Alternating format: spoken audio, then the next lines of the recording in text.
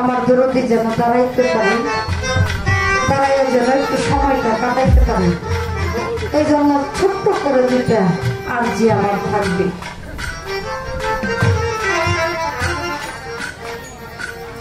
আমাদের মুসলমান ধর্মে বলে হাদিসে কুদসিতে প্রমাণ করেছেন, মান আরাফা নাফসাহু ফাকাদ আরাফা রাব্বাহু। নিজকে নিজে চিনতে পারলে আল্লাহকে চেনা যায়। কি বাদাম তাই বলছো না? সক্রেটিস বলছে নো আইড আছে,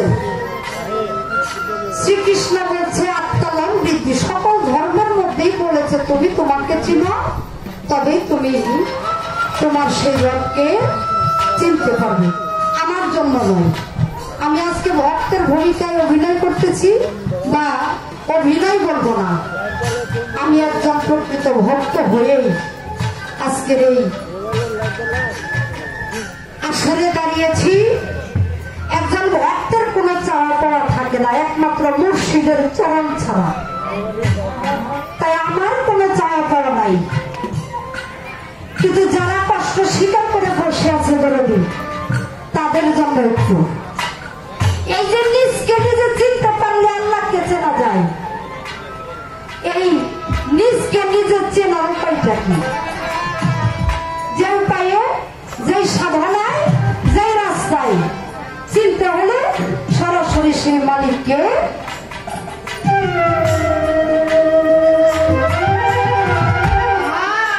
আমার সেই মালিককে পাওয়া যায়।